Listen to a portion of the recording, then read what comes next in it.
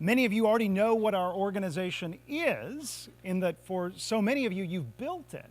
Whether you've been with us for 20 years and you're from our community chapters, or whether you're part of that group of entrepreneurial student leaders who've helped us build 36 campus chapters in just 2 years. So there's a whole group of people in this room who know exactly what UNA USA is and what it does. But I'm guessing there's a whole lot of other people here who this is your first touch with this organization. You're wondering what it is that we do, what we exist to do in U.S. foreign policy and U.S. national security strategy. And you're also probably, I'm just guessing, this is probably the first day in your life that you've ripped a page out of your calendar and dedicated an entire day to thinking about what the United Nations might mean for American foreign policy, what it might mean for yourself. I think that's a great thing. And one of the reasons I think that that is such a powerful thing to happen on a day like today is those same issues that Ginger was alluding to. I mean, think about the refugee crisis that we're dealing with as a nation that we're going to get to talk about today. Just last night, Tony Blinken, the Deputy Secretary of State, spoke eloquently about the fact that there are 60 million refugees in the world, and if you took them all, put them in one place, it'd be the 24th largest nation in the world. Except for it'd be a nation where over half its population would be kids, and less than 50% of them would be in primary education or have access to education of any kind. What's going on in this world? And we've got conflicts from Syria to Yemen to South Sudan. That's just a tasting of them. We've got climate change, a far more hopeful story. We've got global goals designed to lift 1 billion people out of poverty. We've got a lot going on in the international agenda. And at the same time, we're in a historic moment of transition. For the first time in history, we're going to elect a U.S. president and we're going to elect a secretary general in the same year. Teams building out their thoughts, their expectations for collaboration between us as an important member state and a whole new team in this institution that we're sitting in. Important, impactful decisions happening this year. And here in this room, almost 1,000 Americans thinking about what multilateralism might mean to U.S. foreign policy. That's the most important focus group on that aspect of foreign policy that will happen in the United States in this year and perhaps ever.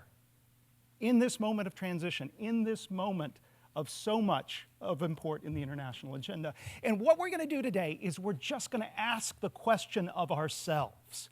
Whether you're a committed, passionate UNA member, you bleed blue and you were born with multilateralism in your blood, or whether this is your first touch on us, we're going to ask ourselves, is there something in the mission, in the work of the United Nations that connects with something in ourselves?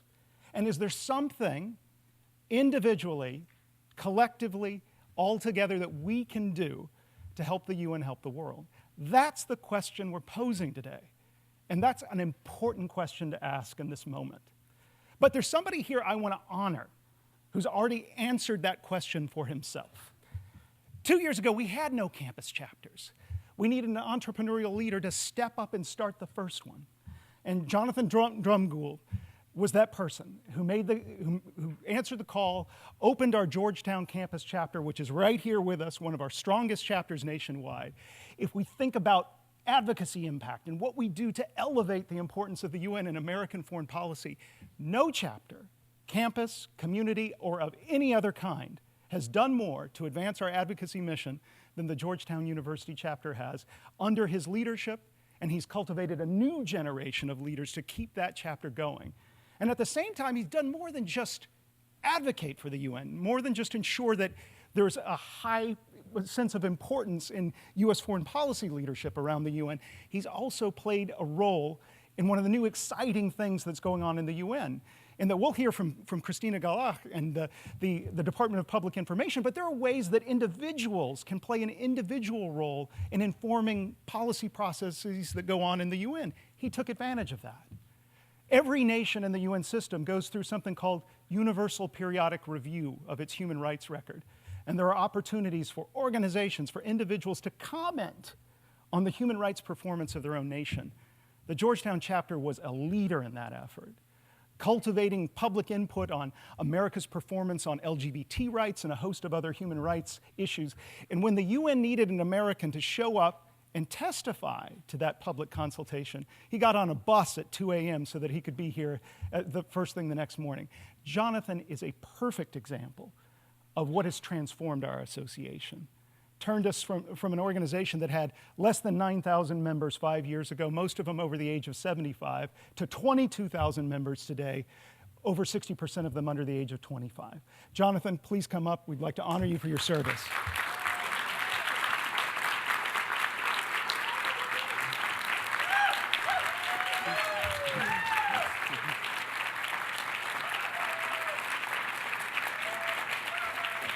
Love to hear your thoughts. Hi, everyone. Thank you, Chris. Dear UNA members and fellow UN advocates, I can already hear the Oscar music playing in the background, so I'm going to keep this short and keep us on schedule. As mentioned, my name is Jonathan Dromgoole. I'm a senior in the Walsh School of Foreign Service at Georgetown University, the proud founder of the United Nations Association of Georgetown, and now the lucky recipient of this inaugural Genuine Outstanding Leadership Award. First, I'd like you to stand up if you're under the age of 30. So go ahead, get up. All right. All right. Look around before you sit back down. Just look around. Okay, go ahead and sit back down. There you go. You got your exercise for the day. You're good. When I first joined the United Nations Association Network in 2012, the demographic at the 5th Annual Members' Day were very different. I came as a starry-eyed intern into a room dominated by seasoned professionals in multiple fields. Despite the constant calls to action by the speakers, the room lacked something, the presence of young people. As you can see, there has been a substantial demographic shift during the last 4 years. I have been fortunate enough to not only be the founder of UNA Georgetown, but really be at the forefront of the national GenUN movement, over the past 3 years, which has seen the rise of more than 36 campus advocate chapters across the country. Founded on the principles of educating, advocating, and communicating on behalf of the United Nations, UNA Georgetown has set the pace for the national youth-led dialogue on the importance of an active U.S. role within all aspects of the United Nations. From advocating for a fully funded UN on Capitol Hill, to discussing discrimination based on sexual orientation and gender identity for the U.S. Periodic Review, to coordinating with our university on their he-for-she commitments, UNA Georgetown has been at the forefront of making sure young people have a voice in the global community. So first, I'd like to thank my parents and family who are actually watching for supporting me this entire time. Without them, I would really not be here. Additionally, I would like to thank the generous staff of the UN Foundation, and here's a couple of shout outs. So first, Monica Johnson, who has listened and implemented my ideas from day one. I don't know where she is, but thank you, Monica.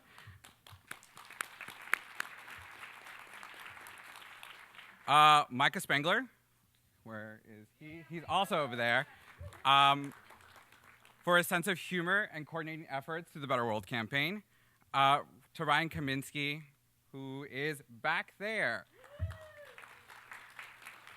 For his continued support as an advisor to the organization and as a personal mentor. And lastly, to Chris Whatley for his leadership in UNA USA and constant effort to bring the national community to the global conversation. Thank you, Chris. Now, finally, I would like to thank the members of UNA Georgetown themselves, whose, without their constant support, genuine passion, and incredible patience with me, have really made the organization what it is today. So thank you, UNA Georgetown members. As I prepare for my next stage in life, whatever that may be, grad school or work, I can say with certainty that the crazy idea to start a campus chapter before GenUN was even a thing did not turn out at all the way I planned, but better than I could have imagined. Thank you, and Hoya Saxa.